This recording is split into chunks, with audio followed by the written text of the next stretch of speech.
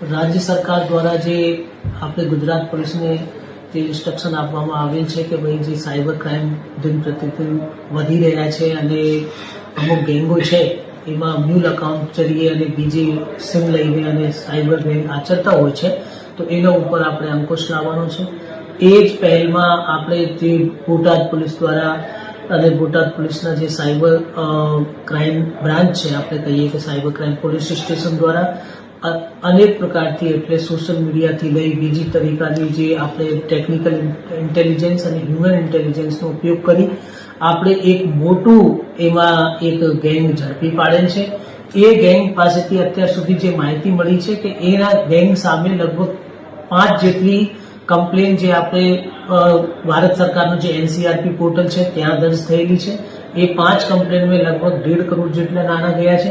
પણ અમુક કમ્પ્લેન્ટ્સ એવી પણ છે કે જે પોર્ટલ ઉપર આપણે રજીસ્ટર્ડ થયેલ નથી. તો એના અકાઉન્ટ્સની અમે માહિતી મેળવી અને એ અકાઉન્ટમાં જે પૈસા આવ્યા છે અને જે પૈસા સગા વગા કરે છે સાયબર ફ્રોડ મારફતે એ જોયું તો એમાં અત્યાર સુધી અમે 43 કરોડ અને 60 લાખ રૂપિયા જેટલા વ્યવહારો મળ્યા છે. એ બધા આ જે આરોપી છે જે આપણને ઝડપી પાડેલ છે એ આરોપી જે આ બધા પૈસા રિસીવ પણ કરેલા છે અને એમના ગેંગમાં એ પૈસાને સગે વગે કરીને અને વેચેલા છે. અને હવે આપણે તપાસ એવી ચાલુ છે કે આ ભાઈ કેટલા બીજા માણસોથી મળેલા છે અને આગળ એ પૈસાનો એટલે કઈ રીતે ડિસ્પોઝ કરે છે. અમારી શંકા એવી છે કે એ કદાચ જે આપણે કહીએ કે ક્રિપ્ટોકરન્સીઝમાં ડિસ્પોઝ કરતા હોય હશે, બીજી કોઈ એવી મની લોન્ડરિંગની જે અલગ અલગ પ્રકારની પ્રવૃત્તિઓ છે એમાં પણ એ પૈસાને ડિસ્પોઝ કરતા હશે.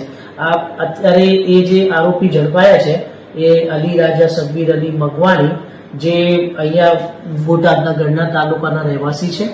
તો એમને પાસેથી અત્યાર સુધીમાં જે ખબર પડી છે તો એમના ગેંગના બીજા 3 લોકો પણ સામે આવ્યા છે આ તપાસ દરમિયાન. અને બીજા પણ એવા શંકાઓ છે કે અમે અત્યાર સુધી એ માણસ જે બીજા લોકોના જે મ્યુલ અકાઉન્ટ ખોલાવીને અને આવા કરે છે, તો અમારી શંકા અને અમારી અત્યાર સુધી એક બે જે સ્ટેટમેન્ટ વાંચે છે એના આધારે એવું લાગે છે કે આ ગેંગ બહુ મોટું એટલે પૈસાનો સાયબર ફ્રોડનો કરી રહ્યા છે અને બહુ મોટા જે રકમ છે લગભગ આમાં રકમ 100 કરોડ સુધી પહોંચી શકે છે એવી અમારી શંકા છે.